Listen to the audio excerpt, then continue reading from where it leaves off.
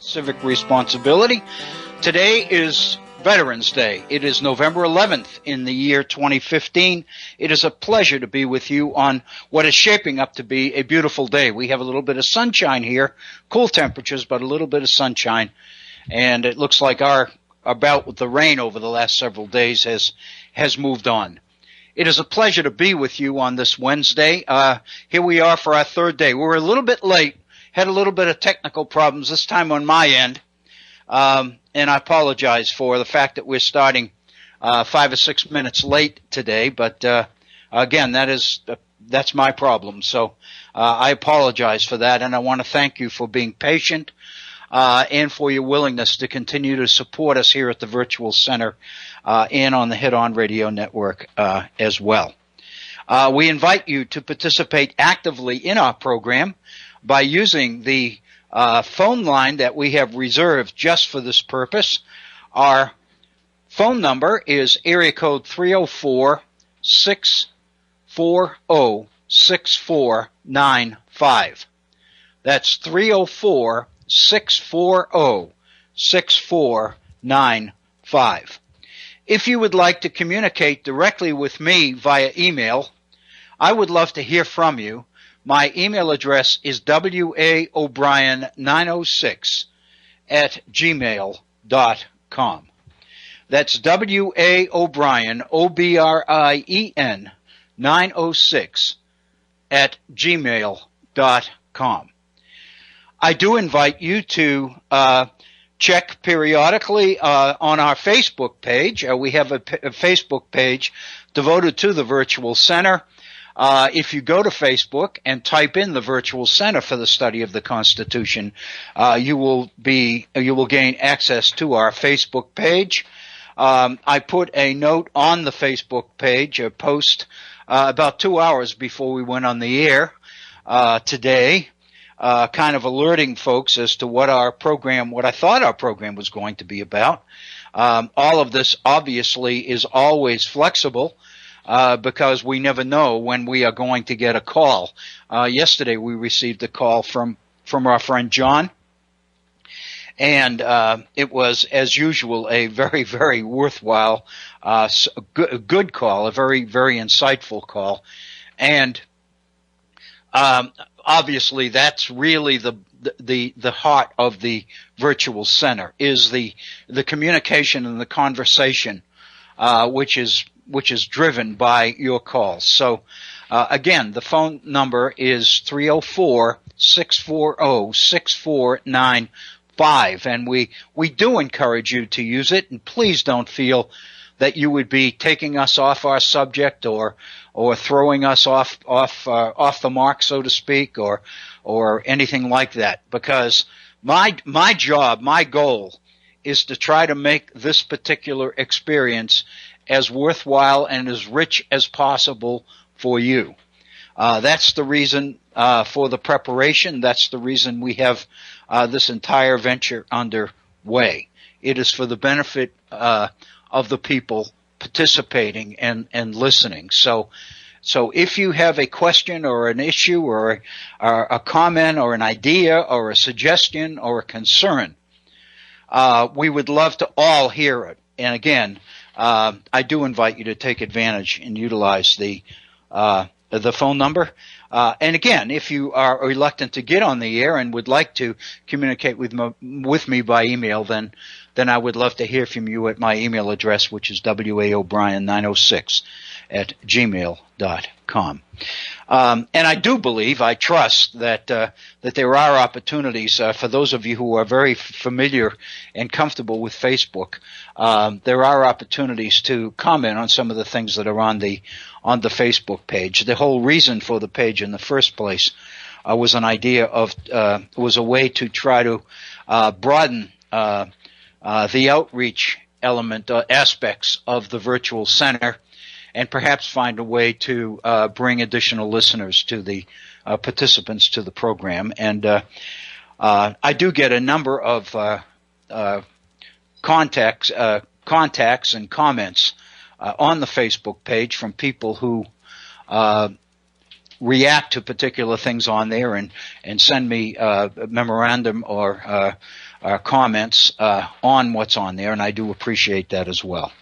Welcome to the Virtual Center on this Veterans Day, and let's not forget for one moment what the day is about. I think I've been looking at Facebook a little bit today, and I see the focus on the nation's veterans on the page from friends and acquaintances that I've known over the years who have parents or grandparents or brothers or sons or whatever that have served or are currently serving in the military. And indeed, this is a day devoted to recognizing them for their service. So we want to make sure that we extend congratulations and thank yous to those folks as well. To go back a little bit and pick up where we were yesterday at the Virtual Center, you will recall that we were into the research study that came out last week on the dramatically increasing mortality rates of older middle-aged folks,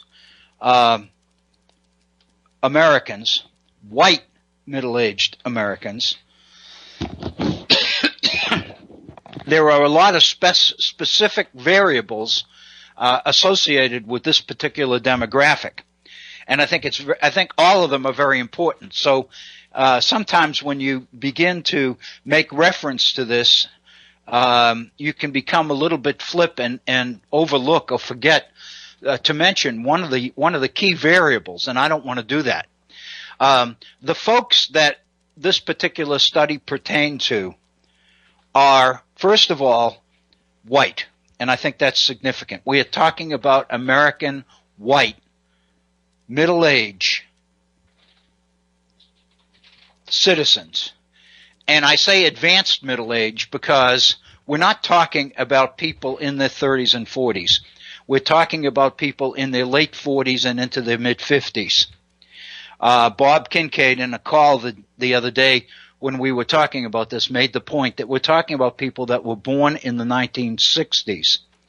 And I think that's quite significant. I think what we know about the 1960s as a reflection on the people born and raised during that period, it seems to me connects or fits quite well with the demographic and with the results of the survey. And what the researchers, these are two researchers from Princeton University, and let me get my bearings here and make sure that I'm on the right track. The researchers are from Princeton University. One of them is Angus Deaton, and the other is his wife, Ann Case. They are both economists at Princeton University, and their research findings are creating quite a focus, quite a bit of conversation. In fact, I have a quote here from one article I read about this particular research, and this particular quote is from Ronald D. Lee, who is a professor of economics, a professor of demography, and director of the Center on Economics and the Demography of Aging at the University of California in Berkeley. And he made the comment that, quote, "Seldom have I felt as affected by a paper. It seems so sad," unquote. So I think, the mere fact that Dr. Lee directs a Center on Economics and Demography at the University of California in Berkeley, which is a pretty prestigious research university, and the fact that he is so taken, so moved by the result of this paper is very significant. And again, I think one of the things we need to deal with is the fact that this particular finding of this that surfaced as a result of this research is quite contrary to what's going on in the developed world. There's no question that the the persistent theme throughout the developed world has been the decline in mortality rates. The fact that people are living longer, and it's been attributed to education, to knowledge, to what we've learned and what we know about nutrition, about better health habits, about physical activity, about all of these things that has contributed to people living longer.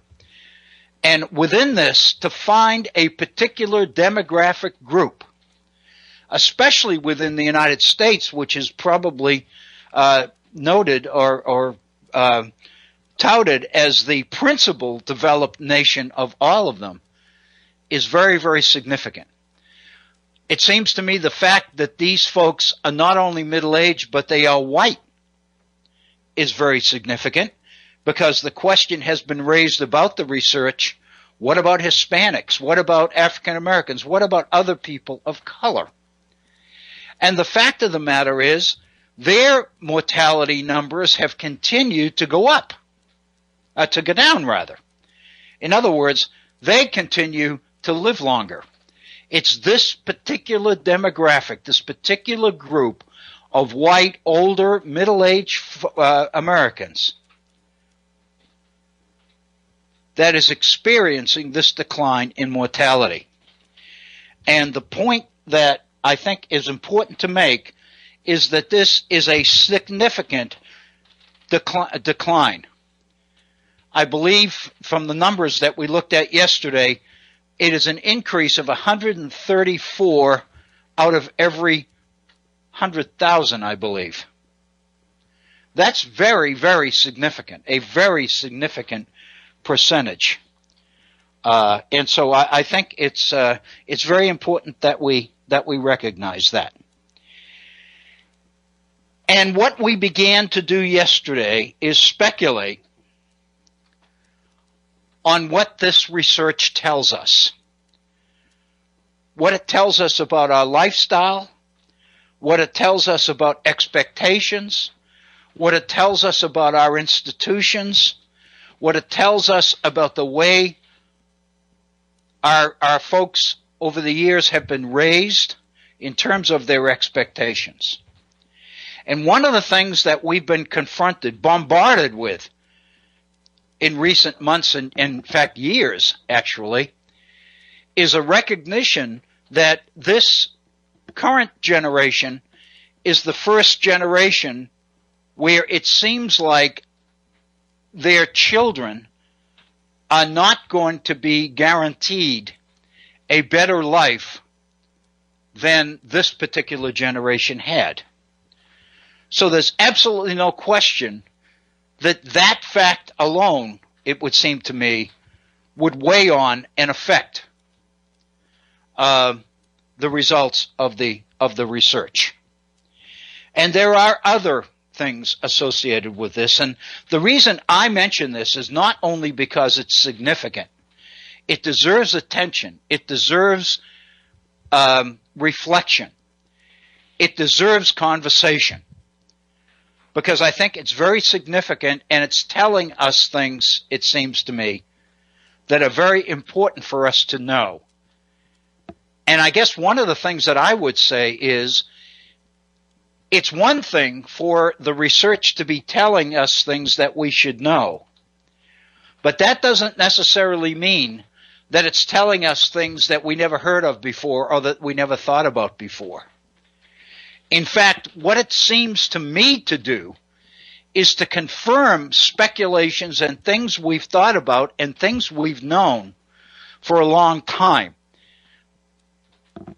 In essence, it seems to me a confirmation of the fact that many of the concerns that we've had about the economy, about the nature of our society, about the direction that we're going in, about the shifting attitudes that we've had towards human life itself, our inclination or tendency in favor of issues reflected in the whole idea of economic development, economic expansion, and growth, our inclination to dismiss or to downplay the importance of human life, the importance of the individual.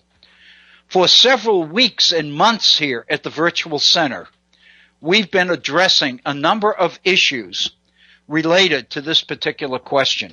We spent an incredible amount of time, I believe, on the Pope's encyclical early this summer, the encyclical on the planet, on what economic development and growth in today's world seem to be doing to climate, to the planet.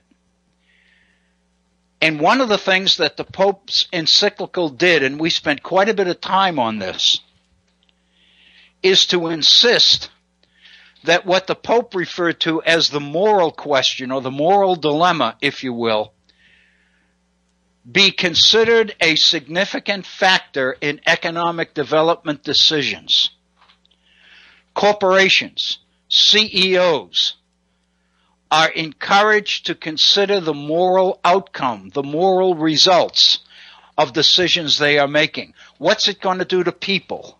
What's it going to do to people's ability to work? What's it going to do to the availability of jobs? What's it going to do to our societies who find themselves confronted by larger and larger numbers of people who cannot find meaningful employment? Not just jobs, but meaningful employment. Because one of the things that we have addressed here, and we've talked about, is the difference between a job and a career. The difference between a job that produces only income as opposed to a job that produces related and incendiary or associated benefits. I said incendiary, that's not the right word. Associated benefits to our way of life. One of the things that we've talked about, for example, in terms of psychology, is the value and the benefits of work to each of us. As our society has developed from generation to generation, we have not only developed a reverence for work, we've developed an appreciation for work and the sense of worth and fulfillment that meaningful employment brings to us. And part of that fulfillment is associated with the idea of what the Enlightenment researchers and thinkers called the moral sense, that there seems to be something within all of us which creates the desire or the need to contribute, to feel meaningful, to feel like we're making a difference, to feel like we're doing something to give back to our communities, to our nation, to our friends and relatives, colleagues and neighbors. And all of us derive significant benefits from that feeling when it's successful. And the question becomes, what happens to us when the opportunities to fulfill that need are taken away from us or are denied to us? And in many, many ways, that seems to be what's happening with the direction of economic development that all of us are confronting. And I think the Pope raised the flag in the encyclical about this by excluding the so-called moral dimension from economic development considerations and looking at the issues associated with economic decision making purely from the perspective of profit, of stock values, of quarterly profits for corporations, etc., is to, over time, ease the human factor out of the equation, off the table, as it were. Because even though these might remain concerns, they are not the kind of meaningful concerns that seems to carry weight when economic decisions are being made. And that's really the issue that I believe the Pope wanted back on the table. And we know we spent quite a bit of time talking about the blowback from the Pope's encyclical, principally from corporate heads, from corporate spokesmen, from attorneys, from spokesmen not only from corporations, but from financial organizations and institutions. Because there's absolutely no question that when you put the moral issue back into the equation, back on the table, so to speak, the reality is that many of the decisions we have found it possible to make would not be made were that factor an important factor in the total or overall decision. There's no question that many of the things we allowed to happen, and I'm not going to get specific on any of them, but the idea of mountaintops, the idea of blowing off the tops of mountains, the idea of displacing large numbers of people, all of these things seem to be outcomes or factors which we have found a way to rationalize or to justify in the interests of economic expansion and economic growth. And many of those things would require a second look were we to take seriously the moral question. I think we spent quite a bit of time on that particular issue and the considerations surrounding it. Back to the issue at hand. I think the data or the research that we've been wrestling with over the last week about the increase in mortality rates for a specific demographic group speaks loud and clear to some of these issues or some of these considerations. I don't think it's giving us any information or anything that we didn't already know. It might, however, be putting additional light or additional emphasis on factors we didn't necessarily want to take that seriously or issues that we hoped we were wrong on. I think, in a sense, then, that it confirms an awful lot we already knew, but maybe things that we really didn't want to know or wish we didn't know or wish would go away. And obviously these mortality rates suggest that we can no longer bury our head in the sands and pretend that some of the things we thought were wrong are indeed quite wrong. And of course, the one thing that I haven't mentioned yet in our program today are the presumed causes of this increase in mortality among this particular group. Drug overdose, drug abuse, alcohol abuse, suicide. The numbers of people that are finding ways to justify taking their own lives. And of course, we've had prominent people. I'm thinking of Robin Williams, for example, in recent months. We've had very prominent people. We've also, I think all of us appreciate the fact that we've probably experienced a lot of deaths that we've attributed to things other than suicide that might indeed have been just that. Facing the issues of the people who have been confronted by things which are challenges which are very, very difficult and are inclined to give up or surrender. We've seen the move in several states to try to raise the issue, the discussions surrounding the right of people to make decisions affecting the end of their own lives. During the debate over President Obama's health care program, the Affordable Care Act, there was a very negative approach to the idea that the Affordable Care Act seemed to be making room or making accommodations for something that opponents called death councils, where decisions theoretically were going to be made on where would be the cutoff point for the consideration of the latest medical breakthroughs and the latest medical findings, if you will, or the latest medical research, all of which is very expensive. In other words, is there a point at which people become old enough, so old,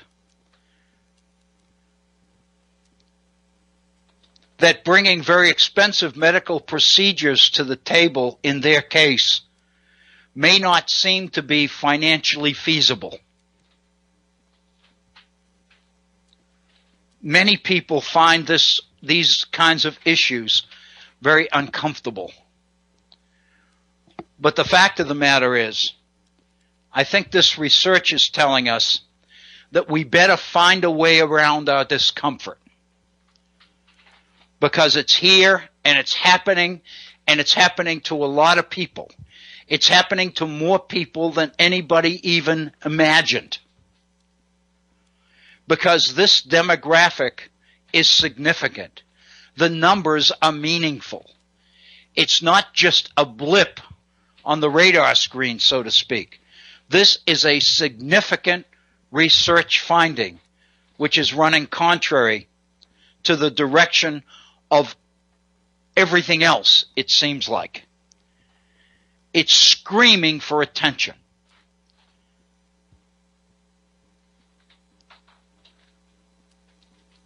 This week, here at the Virtual Center, we've been focusing principally, going back to the 18th century, on Alexander Hamilton's economic program.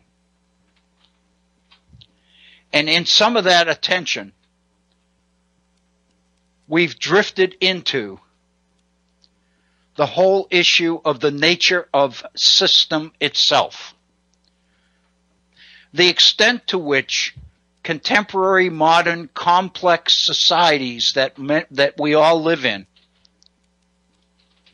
must be functioning social systems and economic systems. In other words, the old idea, the way that our higher education is divided up into segments, like economics and political science and history and sociology and psychology and geography and all of these other disciplines, may just be outdated and not nearly as functional and as valuable as we always thought they were. Because the fact of the matter is, the societies that all of us live in are interrelated, complex systems where the various parts interact with each other and depend upon each other. And so the whole issue seems to come down to whether, in fact, it's more beneficial to look at the system from the broadest perspective as a system comprised of a number of independent interacting parts, or whether in fact it's more valuable to look at the individual parts themselves. And the point that I've tried to make over the last couple of days is that it's very clear to me that Alexander Hamilton, in the proposal of his economic program to Congress in 1790 and 1791, was very, very clear on the fact that these series of proposals that he was making constituted an economic system, that these things, these proposals and these policies would not and could not function independently of the others, that all of it needed to be working together, and that the whole system needed to be coordinated and managed. It needed to be orchestrated to the point that the society as a whole continued to function like a machine. And we spent quite a bit of time looking back at the 18th century and looking at the thinking that came out of the Enlightenment, which suggested the idea that many of the best, most well-educated, visionary people of this period believed in the idea of system, in the idea of order, predictability, stability. The assumption was that society itself was a system. Government was a system. The economy was a system. The structure and nature of societies were part of a system. And that all of these things working together made for a smooth functioning, machine-like operation of a society. Some people even use the use of the term organic to suggest that when things were going well and the system was functioning well, things were so smooth and so predictable as to suggest the idea that it was almost like a living being. It was almost like life itself.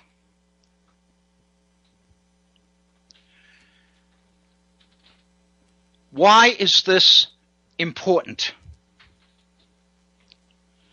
As I've thought about this, we do a program on the air, and then we go off the air, and it takes me several hours to get all of the stuff out of my head and begin to consider where we might go from here. And each time, it seems, new things come up in my mind. New things occur to me that I'll say, oh, I wish I had thought to mention that. You know, that seems to be a very important factor. That how do we miss that? How did I miss that? Those kinds of things happen all the time. So it seems to me one of the issues or one of the questions we must confront is, why is this so important? And it seems to me there are several reasons for it.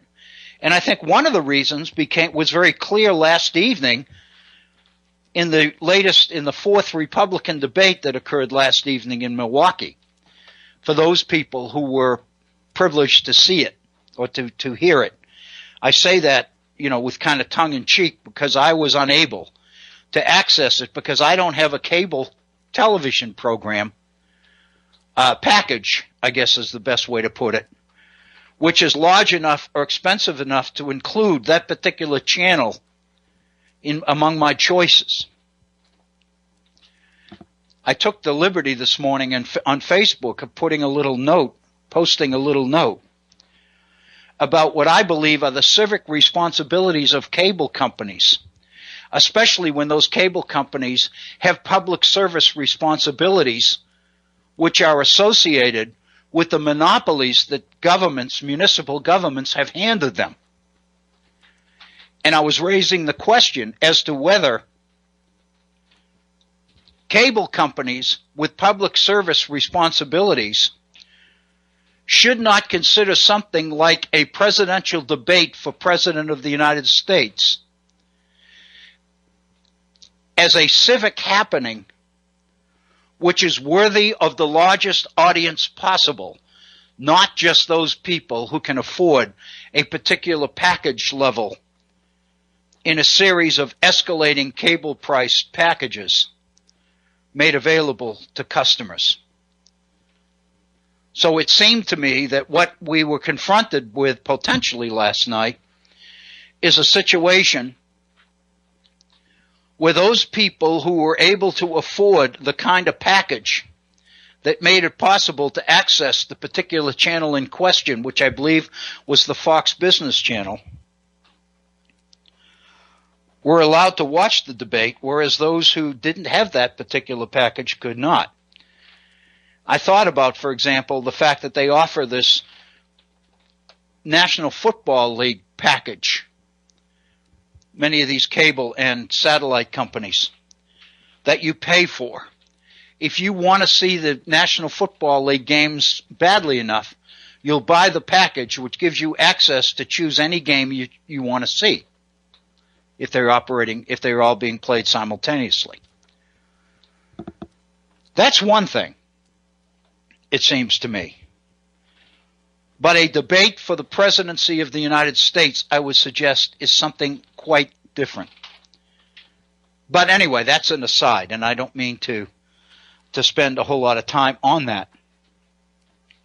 What I do want to focus on is the question of why this particular issue of system and the interaction, the interrelated parts, the elements that comprise a modern, complex, functioning society, as it were, is so significant. What is it that these people coming out of the Enlightenment were trying to tell us? They were trying to tell us that beginning with the scientific revolution, beginning with Isaac Newton, we learned that that there is order in the universe, that there's predictability in the universe, there is order in nature. We know that the seasons are going to regularly change and transpose one into the other. We know that the sun is going to rise in the east and set in the west each day. We know that those things are not matter of random choice. They don't just happen by accident, but they seem to speak to a universe that has order, that is defined by order and predictability. And what Newton gave to us is the recognition that man had the ability to understand that order, and by implication, to recognize its value, and where possible, to emulate it. In other words, the one theme, and that's a little bit dangerous to express it that way. A prominent theme of Enlightenment thinking, let me put it that way, is that there is perfect order in nature, and that man-made institutions seeking order and seeking stability and predictability could find no better model than nature itself. And so the implication is, the more natural a man-made institution can be made to function, the closer it is to perfection, because the closer it is to the ideal or the optimum model, which is nature itself. And so, as I suggested in the little piece that I read yesterday that I have written over this past weekend, one of the most prominent thinkers of the Enlightenment, Condorcet, spent quite a bit of time applying mathematical principles to governance, to political systems, in order to try to more accurately measure, more accurately quantify, and thereby be able to predict outcomes, political and social and economic outcomes of particular constitutional principles. Jefferson was particularly taken by this. Jefferson was mesmerized by the power of mathematics and by the precision and accuracy of mathematics. For those that know and understand and appreciate Jefferson, one of the things that you may recall is Jefferson's affinity to music, to good music, to classical music.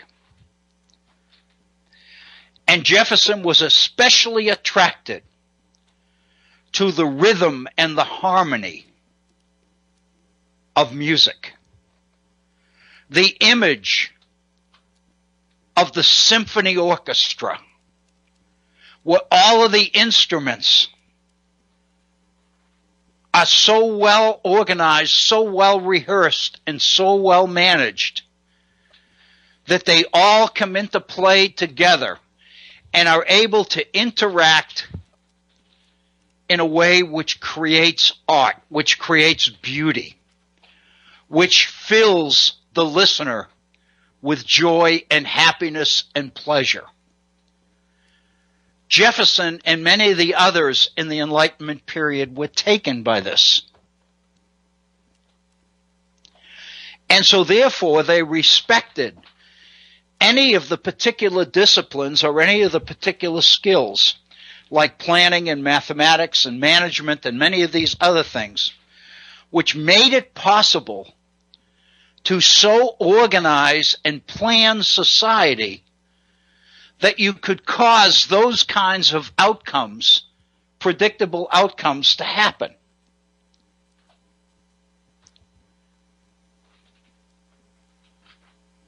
And you find those. And one of the issues that screams for attention, and again, remember the question that we're addressing here is, why is this issue or question of system so important? One of the issues that screams at us is that the more complexity there is to the system, the more its smooth functioning depends on the skill of the manager, the skill of the planner, the skill of those who are able to organize and manage and arrange for the internal forms of cooperation and synthesis necessary for the system to run smoothly.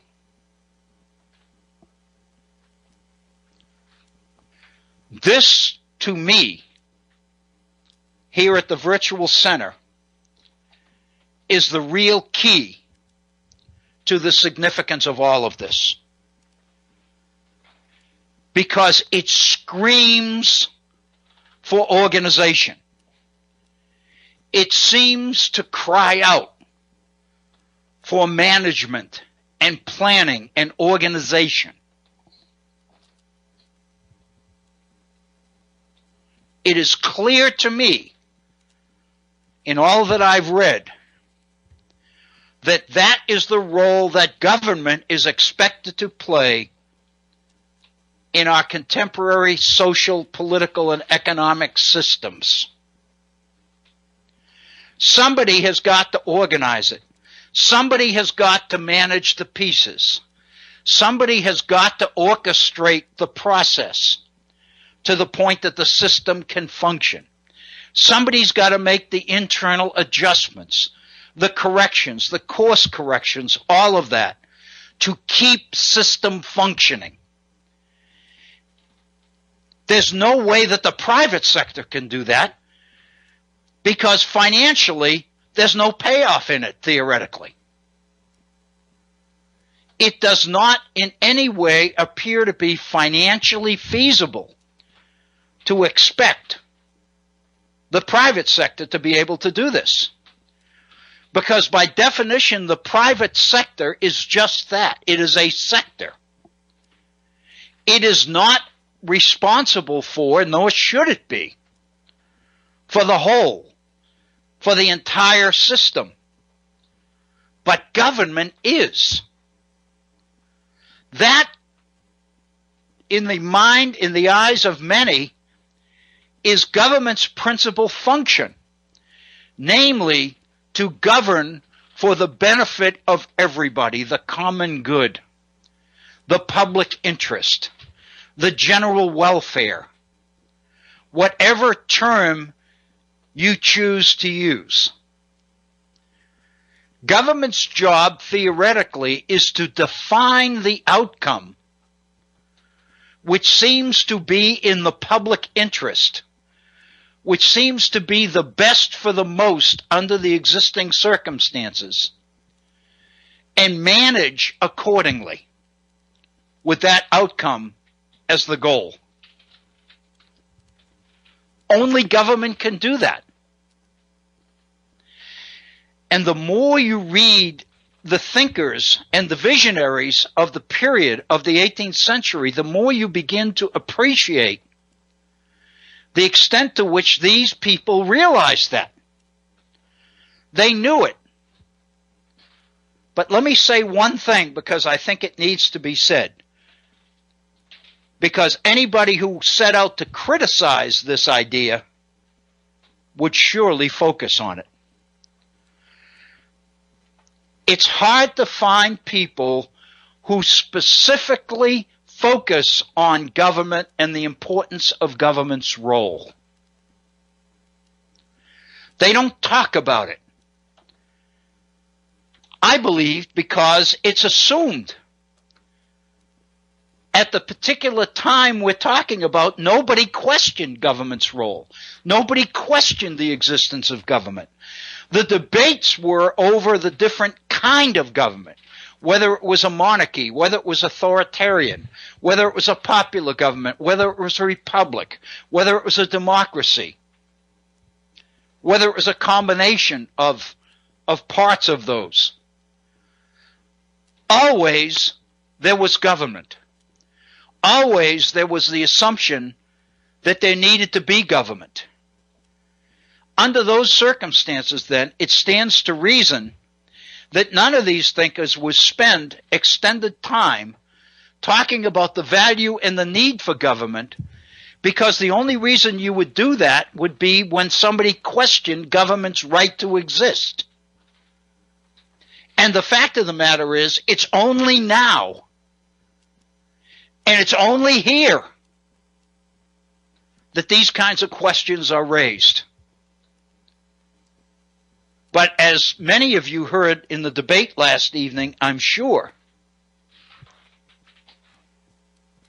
the argument in favor of reducing government, according, in the words of Grover Norquist, to starve the beast into submission, to reduce the budget to the point that government is denied the funds necessary to do what government needs to do in order to govern in the public interest, is for many a viable goal. It's an objective that they are working hard to accomplish. It's an objective that they are spending an awful lot of money to promote and to sell and to advertise and to rationalize and to justify. There is a clear indication afoot out there that all of us would be better off. All of us would be more free. All of us would be more liberated. We would have more liberty if government didn't exist at all.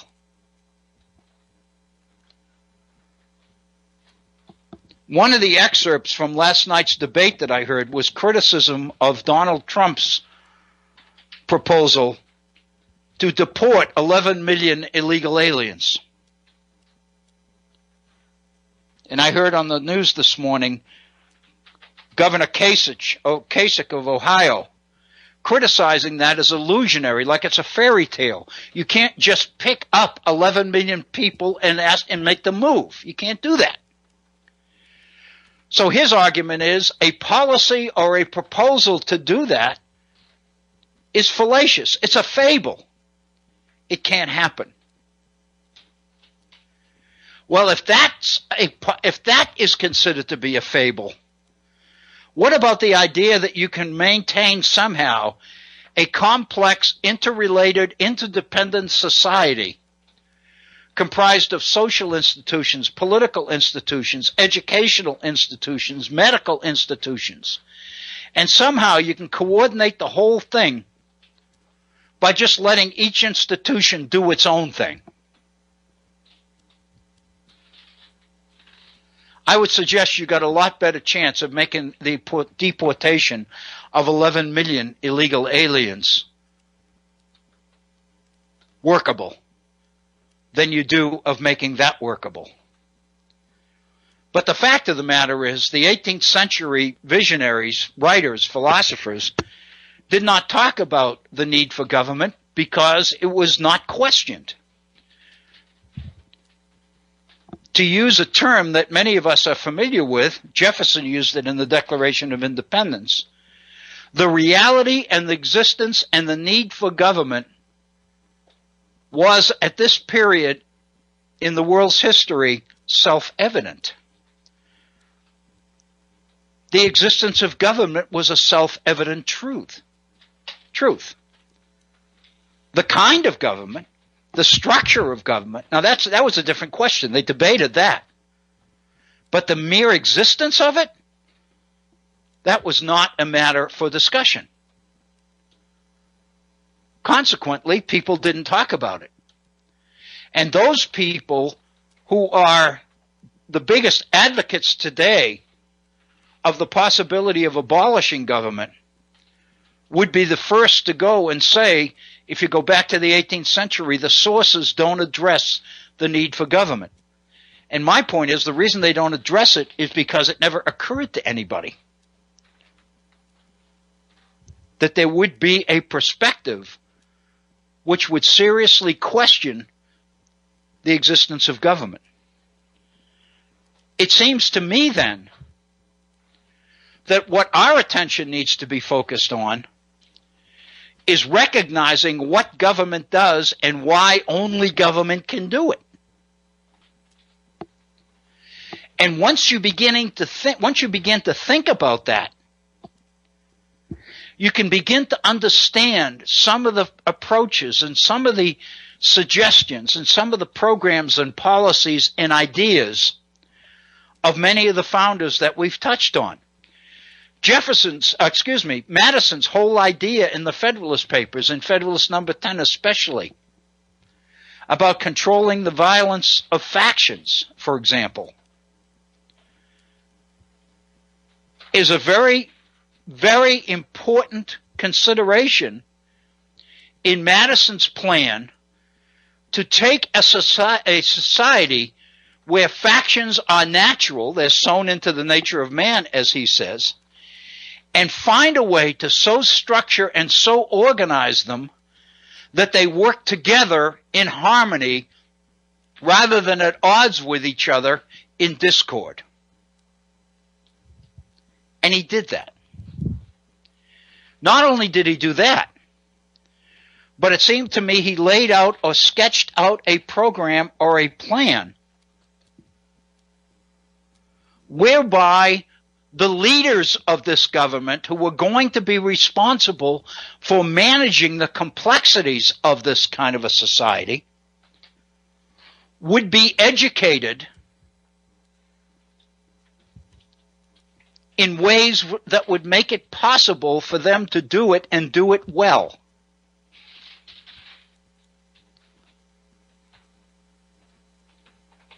One of the things that you had to do in order to make that work, you had to find a way to eliminate the priorities of self-interest and replace it with the priorities of the national interest. In other words, you had to find a way to so repress and control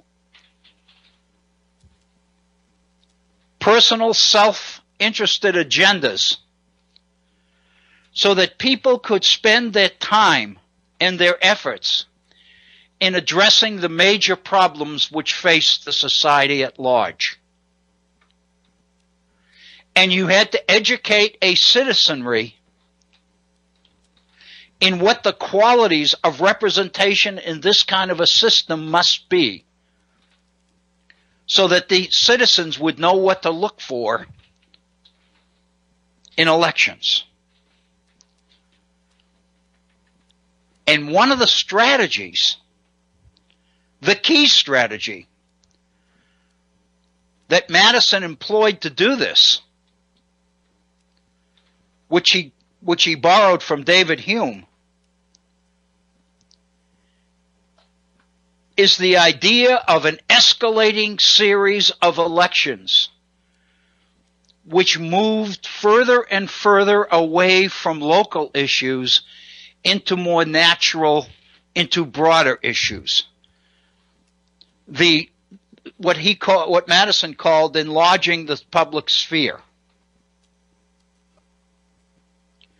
And tuning in your people to look for the particular characteristics in people that would signify them, that would mark them as potential candidates for election as representative, because of their focus and their interest in national issues as opposed to local issues. So as elections moved from the local issues to the more national issues, the more complex issues, if you will, then the local issues would become less and less dominant in campaigns. And what that means is, by them becoming less dominant in campaigns, that would mean that as you moved up the ladder in terms of the importance of elections, people that control the local issues would no longer have control. You would be freeing the potential candidates from dependence on local issues and local power brokers. You'd be freeing them up to concentrate on national issues. And in the process, you'd be educating your general citizenry on those characteristics as well. It seems to me all of this is connected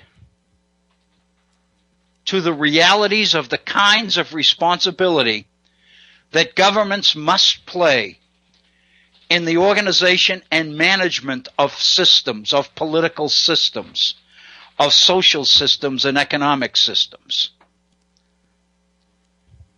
In this particular country, with the ratification of the Constitution of the United States, through the War for Independence, and through the trial and error of the Articles of Confederation, the nation had finally come to the point in the late 1780s where it had made the kinds of decisions about the nature of the political system that would best fulfill the public interest and the potential of the population as it was constructed. We had our political system. The nation was being flooded with immigrants who were coming over here for the availability of land, the availability of opportunity. And they were coming from societies where opportunities for climbing up the ladder, theoretically, were closed. And they were coming into a society where opportunity was alive and well. So we had emerging social institutions. We had made the decisions on the political institutions.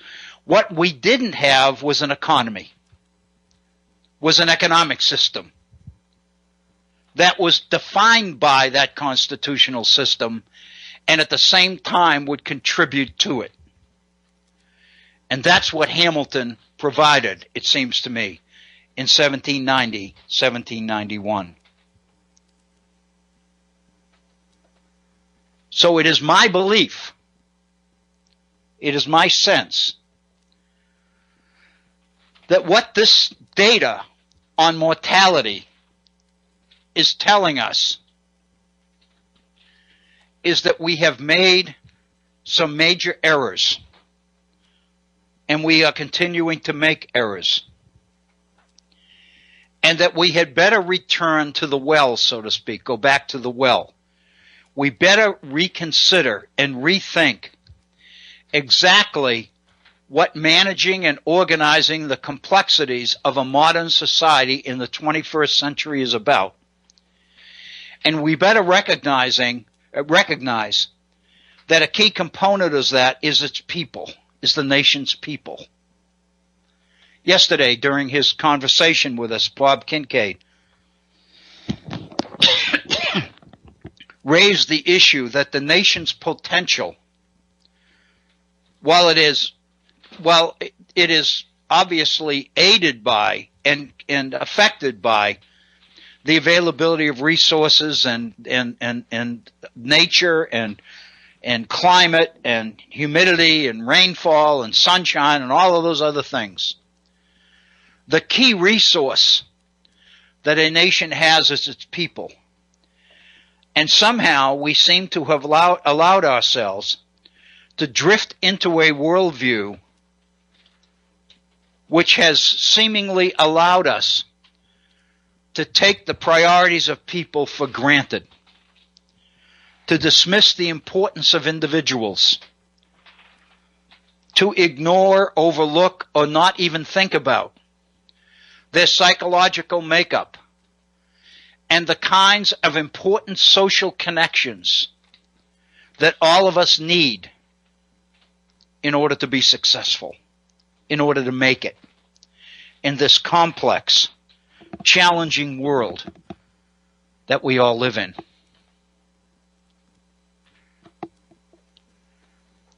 We've gone beyond the top of the hour. I realize that we started late today. Maybe that's part of the reason. My clock says 10 minutes after the hour. So I think we've reached the point at which we should pause and take a 5-minute break, kind of retool, rethink, take a deep breath, and come back. And the two issues that I'd like to deal with for the balance of our program today are related directly to this. The first one is associated research, which I believe tends to reinforce the findings of the mortality research that we've been talking about. It doesn't seem to challenge it. It doesn't seem to me to question it. It seems rather to verify it, to validate it, to reinforce it,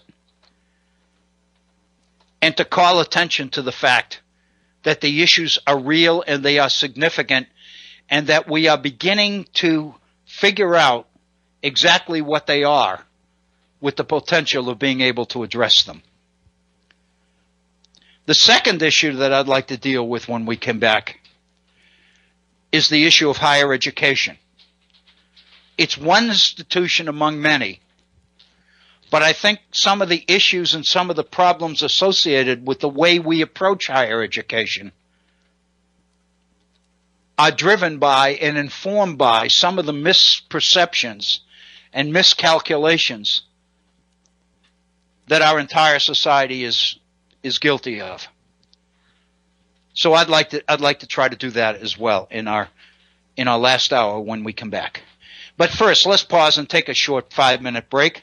You're listening to the Virtual Center for the Study of the Constitution and Civic Responsibility. We'll pause for 5 minutes and we'll be right back. I hope you'll stay with us. Thank you. We now return to the Virtual Center for the Study of the Constitution and Civic Responsibility. Here again is Dr. Bill O'Brien. Thank you, Bob Kincaid. Welcome to our second hour. A little bit late starting as it is. Here at the Virtual Center on this Wednesday, this Veterans Day, the 11th day of November in the year 2015. If you are just joining us, welcome to our program. If you've been with us through our first hour, we thank you for staying with us. We were talking once again about the issue of system and about the nature of our complex society, looking specifically at the 18th century and recognizing that the ratification of the Constitution made possible the approval of our constitutional system, what Hamilton was recommending or promoting was a complementary economic system which would fit into and work well and support that particular political system and the society that was developing around it and as a result of it. And again, what we were specifically emphasizing, and I hope that we were able to make this case well, is the need for government, that the more complex, the more interdependent parts there are to this kind of an operation, the more management and organization and planning becomes significant, the more pertinent role government plays in this entire political system. And so one of the things that I've been hard put to try to do is to find evidence, hard evidence from the research, from the sources, to justify the need for government, because the existence and role for government was so generally accepted that it wasn't discussed. It wasn't talked about.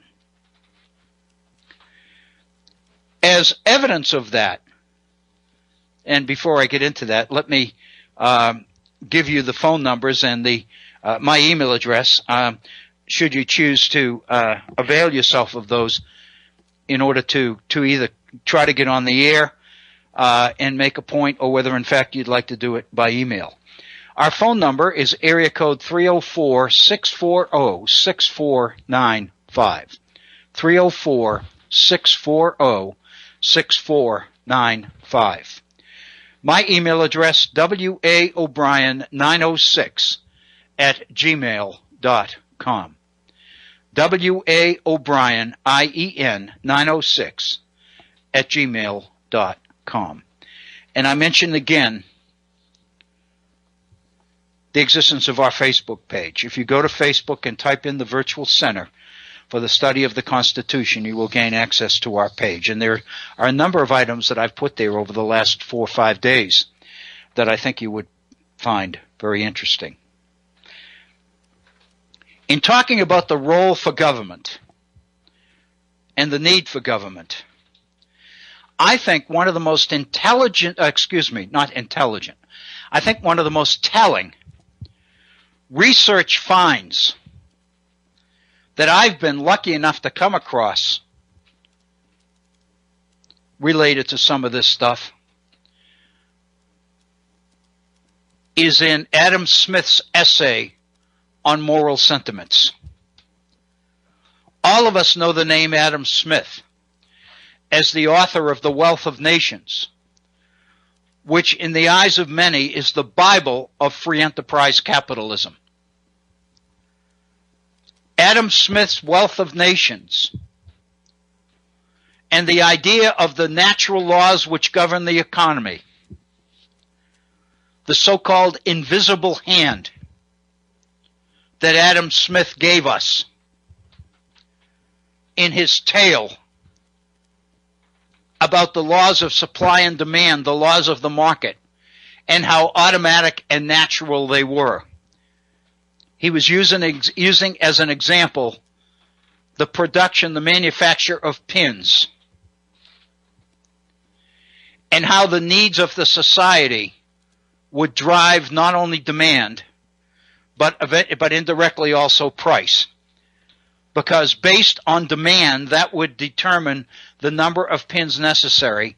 And based on the number of pins necessary, that would essentially help us establish the value, the price of the pins. So defenders of free enterprise capitalism will always go to Adam Smith's Wealth of Nations as the Bible, not only of free enterprise capitalism, but the need to constrain government in order to promote individual freedom, which was so necessary for free enterprise capitalism to operate. But lo and behold, one of the things we know already is that Adam Smith was one of the Scottish philosophical big names in the Scottish Enlightenment. We also know that he wrote other things besides The Wealth of Nations. And one of them was his essay on moral sentiments. One of the things you realize very quickly, if you look at his essay on moral sentiments, which is available on the internet, the entire essay is there. It's free. One of the things you notice very quickly is that the issues and the themes that Adam Smith is addressing in this particular essay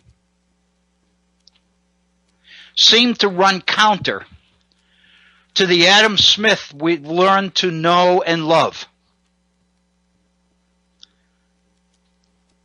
Some of the things he says make us wonder whether this is the same guy.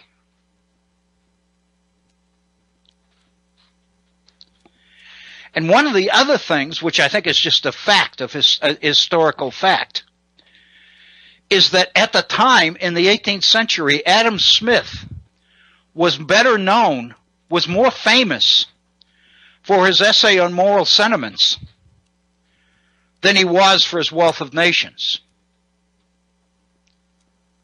But the fact of the matter is, the Wealth of Nations appealed to the people who were going to become dominant with the expansion of capitalism. And consequently, their power and their influence has made the Wealth of Nations the premier publication of Adam Smith, when indeed there's question as to whether in fact it ought to be at all. It's kind of like John Locke. We all know John Locke's second treatise on civil government because that's where all the stuff come from about our republic, about the ideas of limited government, protections of private property, natural rights, all of those things. But the fact of the matter is, John Locke's prominence in the 17th century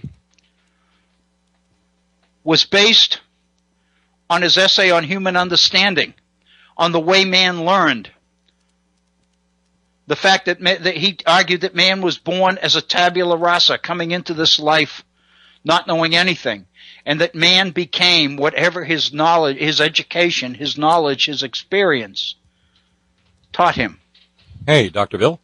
Yes, Bob? I don't know if you can tell by looking at your screen there, but you have Horst that's great. For you. That's great. Bob, thank you very much. I don't look at the screen, to be honest with you. I'm kind of rambling around here. Oh, okay. Well, that's fine. Thank you very much. Go ahead, Horst. Okay. Hi, Horst. Hey, Dr. Bill. How you doing? I'm doing great. How are you? Kind of rambling around, too, a little bit. Rambling. That's my habit while I'm listening. I kind of walk back and forth, and I'm not always... Oh, I do. I have myself locked in this little room here, and I just pace back and forth, and I look out one window, and then I walk to the other end of the room, and I look out the back window, and, you know, and actually I'm looking out there at my wife raking leaves right now, and it's bothering me a little bit. But, you know, but anyway, how are you? Oh, all right. You might have gathered from my recent Facebook posts over the last month or so. I took on a new job myself too. I'm back in the teaching profession again after I don't think I noticed that. Oh, all right. Yeah. I've been reading your stuff, but I didn't relate it to that. Yeah, I dropped like a note about a month ago or whenever it was. But the point of that was that's my habit. When I'm going, I can't stand still. I'm walking back and forth, and that's just always been my habit. So. I think it's wonderful. And so, exactly what kind of teaching are you doing? Oh well, I teach English, but I got what got me out here originally was I was teaching like kids like after hours, but I'm doing adult classes now, and it's a new world, and it's wonderful. It's what I should have been doing all along, I think, basically. So that's great. Oh man, it's wonderful to talk to somebody who has good news. Yeah. That is great. I have the old job too now, so I haven't had I've been 7 days a week for the last 5.5, 6 weeks, something like that. So it's going to be that way through next February, probably. So. Oh boy. It's not 100% good news. Yeah. But anyway, so I get a late start tomorrow, and Yeah. So I get to stay up late and call in. I think it's great, and I envy you. You sound so enthusiastic about everything. It's great. No, it is good. Yeah, but I did kind of want to jump in on this whole the mortality study thing while it's still a fresh topic. Just because you and Bob had talked about that. I guess maybe it was yesterday. Yes. And he had his generational perspective, and you had yours, and I've got mine. I'm probably like the next step down the ladder. I'm at probably the tail end of the so-called Generation X, which is known as being the generation where just the wheels just completely fall off the car. Yeah. Yeah. Things fall into question in the 60s and the early 70s, and then after that it's just like you get this whole existential kind of a either you can get, and my sister's like probably just under 3 years older than me, and she came out a lot better in that. I guess she's got more of a sense of purpose and direction. I just never had it. So, and I know a lot of people like my age exactly that are just kind of drifting like. Yeah, you just kind of. Well, but you're really not drifting. You're going from one thing to the other, but that's not necessarily drifting, because the drift winds are not directing you. You are. Well, no, I'm not exactly in control of it either. It's difficult to explain.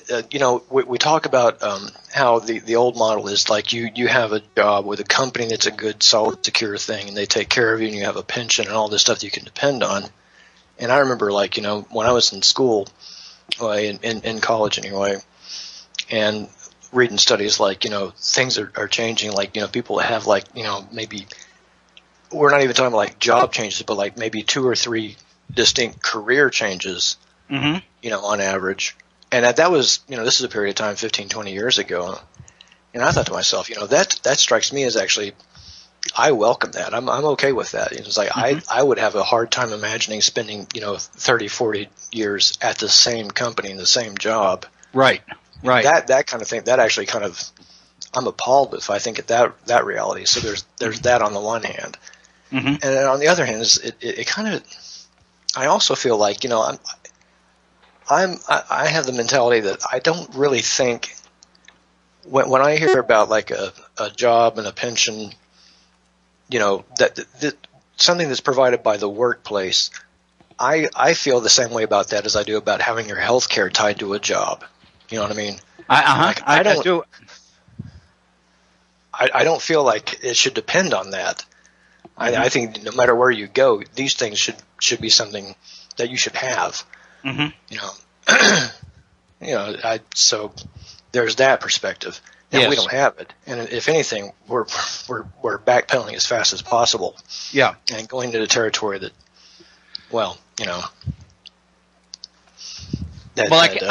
I can say that, and I think everybody probably realizes this, but there's no question that the generation that was more focused on the issues of pensions and the stability of a job and the lifetime existence of a job was the Depression generation. And of course, the people came out of the Depression with a determination and a focus principally on some sort of stability in their lives, something that they could depend on. And the whole job market tended to fit in very well with that. In other words, the emphasis on stability and on being able to take your job for granted and your pension for granted and your health care for granted, and all of those things were because in large part, I believe, because of the disorientation that the Depression had foisted on the nation. And so many people, or the children of Depression people, were more focused on security and stability than anything else. Sure, and a lot of the things I'm thinking about now, it occurs to me that it really, you have to have a certain position of privilege to even think of things in those terms when you compare it to like the Depression era, where you're lucky to have a job, not much less a job you can depend on for the rest of your life. And it just occurred to me, I just flashed on this. We're in a lot of ways, this is a lot like having a conversation about marriage, a couple hundred years ago. You know, like these are things that are taken care of for you, and you don't have a choice about it. Much like your career, you know, was at that time, and you know, you're damn lucky to have one if you're one of the people that that gets a situation like that. That's right. That's right. Yeah. So there is a sense of progress in that direction, but you know, we are. Do you believe that this mortality issue for a certain very specific group of people? Do you think I believe it's so telling that it's unbelievable. It's just screaming for attention. But I'm wondering if you think that as well. I don't know quite what to make of it. I mean, like I like listening to the different theories about like how to account for that. You know, that you and Bob were kicking around, and I've had a couple of thoughts myself, and it reminds me. It reminds me just, you know, of a general, just kind of a trend. Like I feel like something that there's been a movement going on pretty much since my earliest memory. And like I'm reminded, you know, when I was little, and occasionally we'd have like an inspirational speaker come and speak to the kids, you know, when I was in school. Yeah. And one of the earliest points I remember having driven in my head is that America was special because of the way that we valued life. And individual life, you know, like the whole idea. They used to make a point of saying this, like there was a talking point about it, like America is special because we value the individual and individual life and freedom and liberty. Right. I remember that. You know, I felt that also. That kind of thing. Right. Yeah. Yeah. And, you know, and you're talking about like how, and Bob was saying like his generation is you know so severely disillusioned of that, and I think if anything like. That generation may actually represent like a high watermark. Like that may just be the beginning. I'm thinking with my generation, we may be, you know, who knows? We're not dying off yet because we're just not quite old enough, you know. But but we're getting there, you know. Like you know, the average could drop by 2 or 3 years, and like in 5 years' time, right? And you know, it sounds kind of funny, but I'm not joking. You know, like that could really it could go down a bit, and I don't.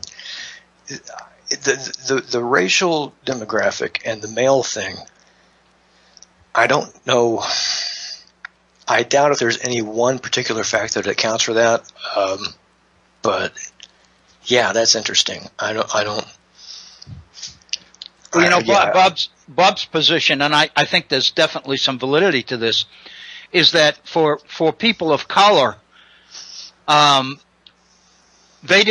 they weren't led to believe in the expectations or the future that the whites of the same generation or age were led to believe. I think whites were pretty much told that if they did certain things in certain ways, if they played the game as the way the rules were set out, then they were guaranteed that their objectives would be met. And of course what's happening is they're not able to deal with it. I think there's something to that. There's got to be. No, I definitely think so too. And that's the interesting thing about it is like, you know, and we discussed this going all the way back to, you know, like the last time I called, just last week, you know, the Electoral College and the 3/5 Compromise. I mean, like from the very beginning, you know, non-white males have never had any reason to believe to count themselves in the system in the first place. So, you know, there's that illusion has not ever really existed.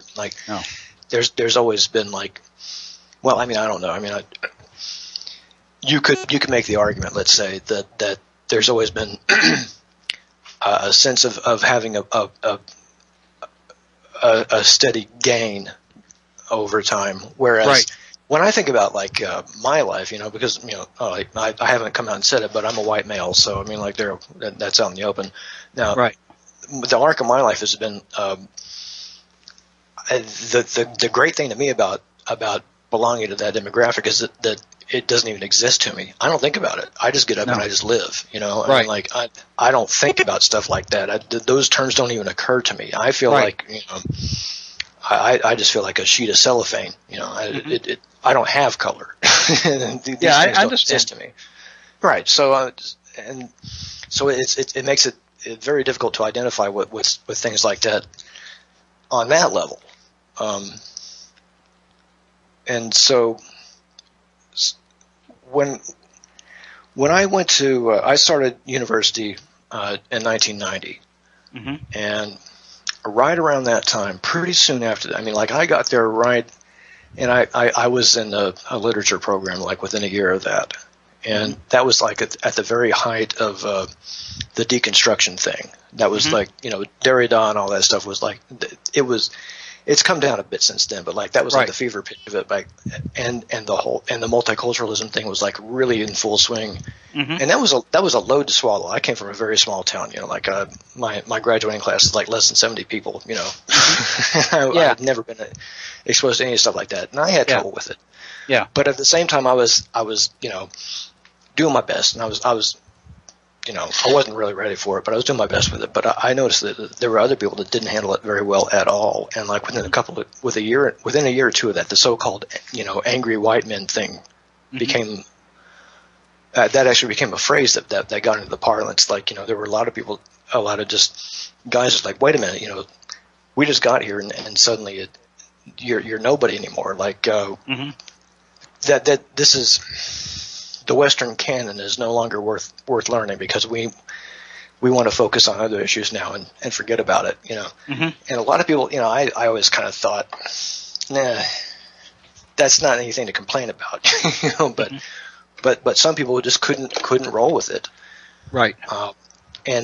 And this is like, we're talking about like 20 years ago, or 25, I guess, actually. Right. Boy, just getting older and older. But anyway. I know, 20 years becomes 25 in the blink of an eye, yeah. Right, yeah.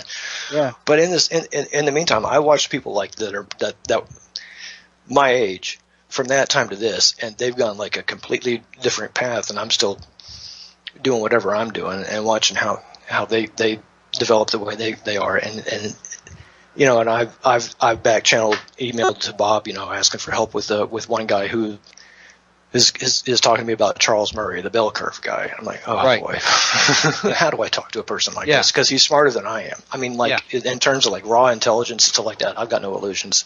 Right. This guy's got more processing power than I am, but at the same time, he's talking total nonsense and like, okay, I can't do it. So can you point me in a direction of like someone that I can.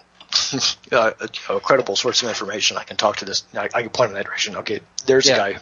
Yeah, that kind of thing. Yeah, and I'm just around people like that, and I don't know. I mean, it really is.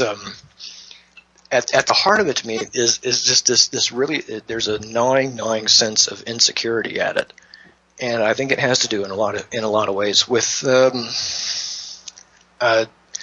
kind of what you talk about, like our overall, we're kind of losing a sense of community as we increase towards specialization professionally, and as we do that, I think we also fragment socially, where we just don't interact in a communal sense anymore. Yeah, I think you're right, and I really, and I think there are substantial losses to that, and I think this data. This mortality data reflects that kind of a loss. I mean, we're losing a whole group of people here. Well, but I mean, they are. You can see how they're being preyed on by people who can kind of exploit that sense of loss, which is genuine. It's real, and it's not just happening to white males. It's happening all over the place. You know, take the War on Christmas meme. I can tell you why I think the War on Christmas is an idea. It's because the holidays are terrible now. I mean, like they are not what they used to be 30, 40 years ago. When I was a kid, you know, life kind of came to a stop at the end of the year, and for like, you know, a period of like several days or a week, people really stopped. They didn't have to work, and nobody had to. The 24/7 cycle didn't start, as I recall, until like maybe the late 70s, and like in my town, for instance, which wasn't even a town, it probably didn't hit there until like the early 80s. You know, holidays just aren't as special as they used to be. I mean, like they're hyped up. Like the advertising is through the roof. It's total nonsense. But you know, they actually they're kind of they kind of suck. You know, I mean, like I know what you mean. I don't. It's not anything to look forward to. No. So. And you got like the Bill O'Reilly's on there. It's like, oh, well, it's because of the liberals don't want you to say Merry Christmas anymore. That's why you feel so terrible when the holidays come around. Yeah. It's got nothing to do with anything else. Yeah, that's really what it is. And so there's always someone there to drive that wedge, you know, because there is. like I say, like with the mortality thing, white males are they correctly perceive that they're not as special as they thought they were. And I'm not really sure how special they thought that was. I mean, like I said, in my case, I never thought of myself as special. I just thought, I was worth something. But it's almost like a sense of entitlement. But the irony of the situation is, if you look at it as a sense of entitlement, then the only reason it exists is because somebody else is not entitled to it. That's the whole thrust of being important, right? If you're special, then someone else is less special than you, right? It's less special than you are. I mean, and I mean, these guys, that we're talking about 200 years ago or so, they talked about it. I mean, John Locke talked about it in terms of wealth, and he claimed that wealth is a moving target. I mean, because the only way to measure how wealthy you are is to compare it with other people who don't have anywhere near what you have. And so the assumption is you become wealthy only as somebody else doesn't. And the implication of that, he takes that all the way to the issue of power, national power, and the idea that entire nations evaluate their power based on the amount of the world's wealth they are able to control. Or, as you were saying in the last couple of days, like the whole notion of musical chairs, and what John had to add to that is like there's one guy in the corner that's buying up all the chairs he can get. And the game is over when one person has all the chairs. Has all the chairs. Is really where it's going. Yeah. Yeah, that's exactly right. And the system is innately unfair. But the irony is, as long as it functions, we don't have to deal with the unfairness. Well, because everybody seemingly is benefiting to some degree from the operation of the system. But when it breaks down and then people begin to look and start to count chairs, you begin to realize that that this game ain't fair. Hey guys, can I jump in for a sec? Go, Bob. Go. Sure. I just want to go back to Horst's reflections on the holidays, and I can't help but think about where we get our ideas of the holidays from. I mean, to try to work a bit of an image or a metaphor. Back in the 70s, there was an Earl Hamner script called The Homecoming that served as the basis and the jumping off point for what would later become The Waltons. Mm-hmm. But The Homecoming by Earl Hamner was a much more, there was a lot more depth to it. It was an extended family living in an Appalachian hill country, and there was a lot of fear about the father being able to make it home. Storm, poverty, depression, I don't remember. Mm-hmm. But the image that presented of and there were images of going to the general store and penny candies and all of that and stuff like that, to me at my age was actually recognizable because a lot of the holiday traditions of the Depression era were still present in my home as I grew up as a child. Mm-hmm. Our stockings were filled with oranges and walnuts. That's right. Mine too. And the long-standing tradition was that we fried oysters on Christmas morning because Christmas was when oysters came iced in barrels on the train to this area of West Virginia. And that's something that goes back 100 years now in my family. Oysters on Christmas morning, fried oysters. Because it was the only time. Oysters. It was the only time you could get them. No, we never had them. Yeah, but but all of this is tied to family. But if you think about the ads now, and the ad, have they started yet? I mean, I know they put all the stuff out in the stores, but for me, the season begins when the Budweiser ads run with the Clydesdales. Mm-hmm. To me, the season begins when someone starts complaining about how it's not the season yet. Well, yeah. The Starbucks cup thing. Starbucks cup. Yeah, me too. No, it's Christmas now. Because the Christians are offended. But I've heard some people say that they want reindeer on the cup, But obviously, if you put reindeer on the cup, they'll want the nativity scene on the cup. Other people will. Right.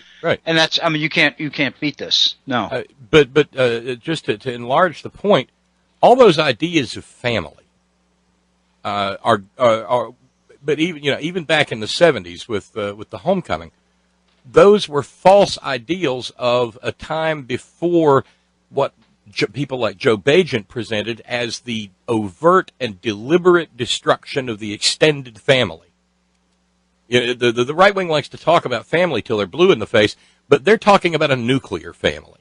Mm-hmm. The real destruction that took place in this country was in the name of capitalism in the post-World War II era, when people were driven out of their extended families and into nuclear family units. And nuclear doesn't refer to the nuclear age, of course. It refers to, mother, father, children. Children and an animal. Yeah. Instead of what had traditionally been the American family, mother, father, children, grandparents, aunts, uncles, cousins, and that is, of course, what Joe Bagent would have termed a classic borderer family structure, a Scots-Irish family structure. Mm-hmm. And it's that got dismantled. Mm-hmm. But in the ads, and I mean, I remember thinking this for a very, very long time. Let's see, I'm trying because they'll really spend the ad dollars at the holidays. Lexus and Audi and Mercedes-Benz, and to a certain extent Chevy and Chrysler and Ford. But it's always this lovely family. It's snowing outside. And he walks her out, and she's immaculately dressed, and she's beautiful, and she's blonde, and she uncovers her eyes, and by God, there's a $125,000 automobile with a big red bow on it sitting in the driveway. Mm-hmm. And and I always wonder. I guess he wrote a check, or maybe he paid cash, or all the warm holiday tidings from Miller and Budweiser, and they're one company now.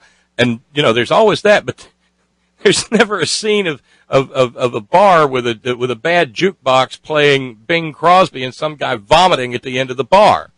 Because, or crying over the family that he's not with. Okay? And I mention this stuff because those are the myths. As much as Theseus or Odysseus or Moses or any of our myths, those are the myths that were sold to this suicidal demographic, which is what we've been talking about. Right. And I would submit to you, I expect to see this expanded and magnified into other demographics as they come of age. Mm-hmm.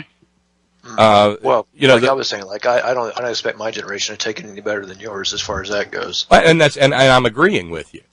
Just before I lose the track of this, you mentioned our myths. I would suggest, in the larger sense of things, this is part of our system, and this is where our system is breaking down, and that's where we see that there aren't any chairs. Like when our myths, are so clearly untrue, that's a source of friction, and that's gears grinding. Well, let me ask a question based on that. Is there any way that we can address that, or we just need to stand back and watch it happen?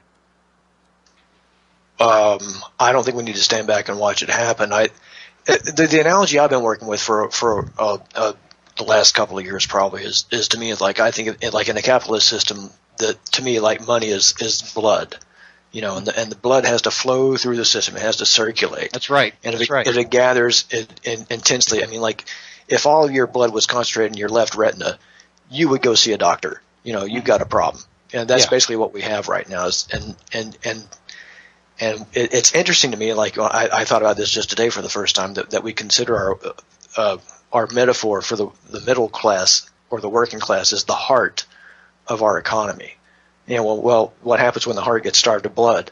The entire organism dies. You can't. That's an unsustainable situation. Absolutely. And the question, Dr. Bill, I think, I think Horst and I are in agreement here. The question isn't should we do something about it. I think it's critical that we do something about it. But the question for me is, who can we find who will do something about it? Mm-hmm. The very first question in last night's Republican pageant was an opportunity for them to all say, "Oh hell no, we're not raising any minimum wages.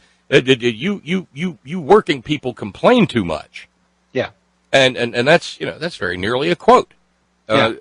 But you could tell that the deck was stacked because of the way they phrased the question.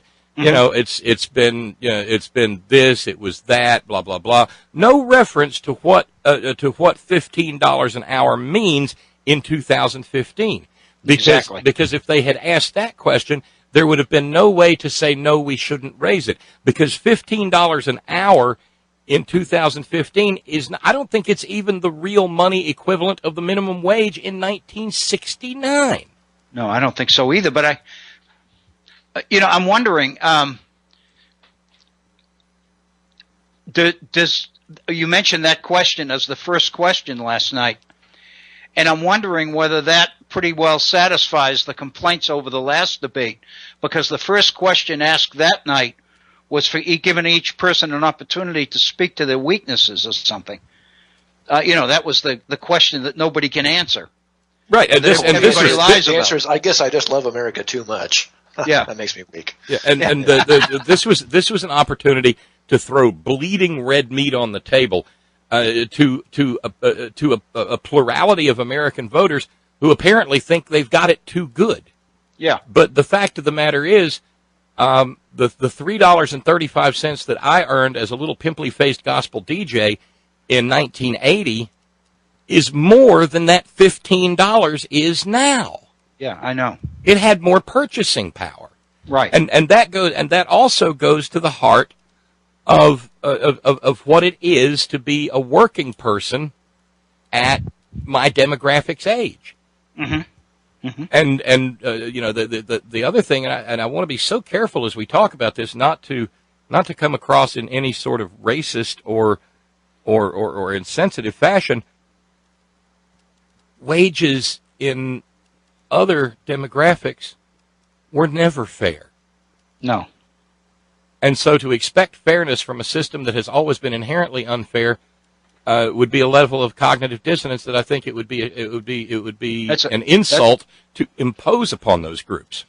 But the people that we're talking about here, the demographic, these people believed it was fair. They believed the system was fair. And they believed that there were certain things that were going to happen at the end that haven't happened. And not only haven't they happened, but it's happening at a point in their life when they realize that there's not anything they can do about it. Not a blessed thing you can do. And to that extent, and further, one point further on top of that, they still believe up until this point that the same deal has been enjoyed by everybody else, because they refuse to believe that there was never anything that the deal that they thought they had, everyone else is enjoying at the same time too. They still do not understand. This is why this is one of my big problems with well, not problem, but it's a flaw that I perceive in promoting awareness of the whole privilege thing. You cannot sell that to people who perceive that they don't have any, how do you explain it? You get someone to an awareness that as bad as they think they have it, like it has been a lot worse for a whole bunch of other people. They can't acknowledge that reality, that they can't put themselves there. It results in a stunning degree of cognitive dissonance. Well, let me extrapolate one thing further. Like we've talked, all of this stuff, all this demographic stuff is basically the white males born between 1960 and 1969. Okay.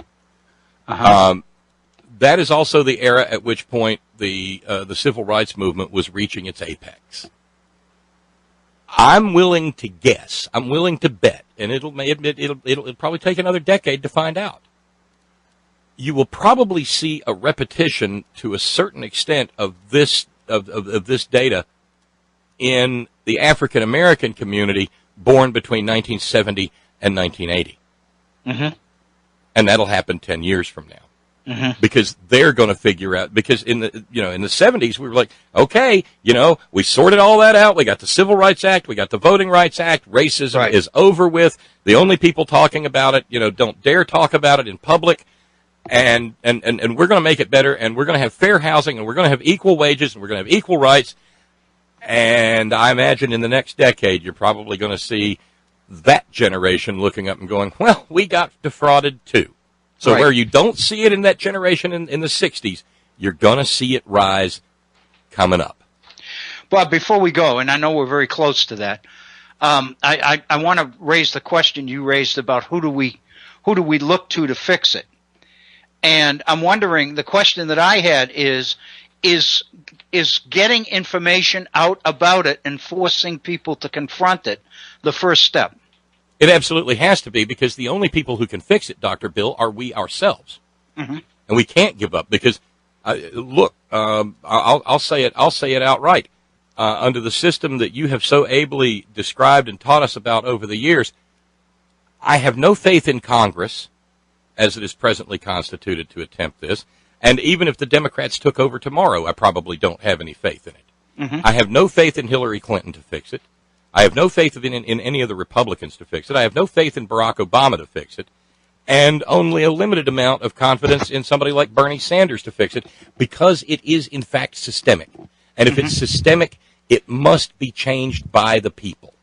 Right. And that's the one thing about Bernie Sanders that appeals to me, is that he seems to get that, because he's basically, the one point that he says repeatedly is like, he hasn't come out and said, I can't do anything by myself. I haven't heard him say that explicitly, but he says, no matter what I do, we need a people's movement. We need a revolution. Going to happen without that. Right. Well, and even he has actually said, the people have got to get together and demand change, and everyone has to do that. It's got to be a collective act, or it's not going to happen, and that is the absolute truth. There's no other way around it.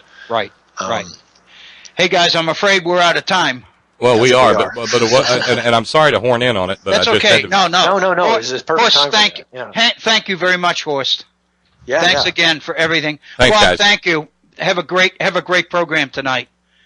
And thank you all very much for listening to the Virtual Center, and we'll be back with you on Monday. This is Bill O'Brien thanking you so much. Be good to each other, be safe, and thank you.